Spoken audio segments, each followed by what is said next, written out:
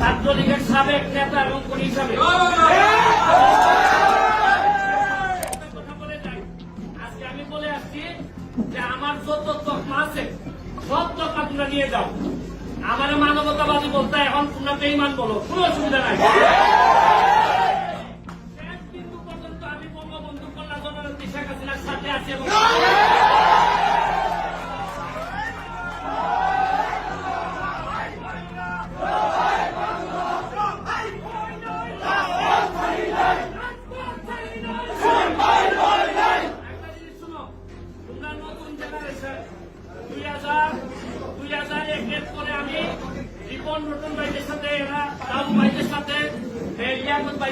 রাজনীতি করার সুযোগ পাইছিলাম।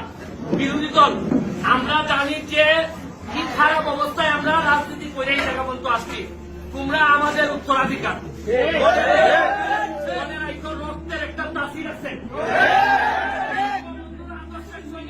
একবার তারাই যান, একবার তাদেরকে কেউ আর দাবাই রাখতে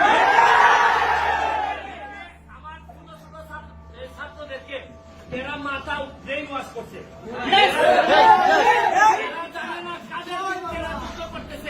আজকে যদি এরা ক্ষমতা থেকে পতন করতে পারে, কালকে এদেরকে রাখতে পারে জামাত শিবির ক্ষমতা নিবে। এরা জানেই না এরা কিসের জন্য যুদ্ধ করতেছে, এরা জানেই না।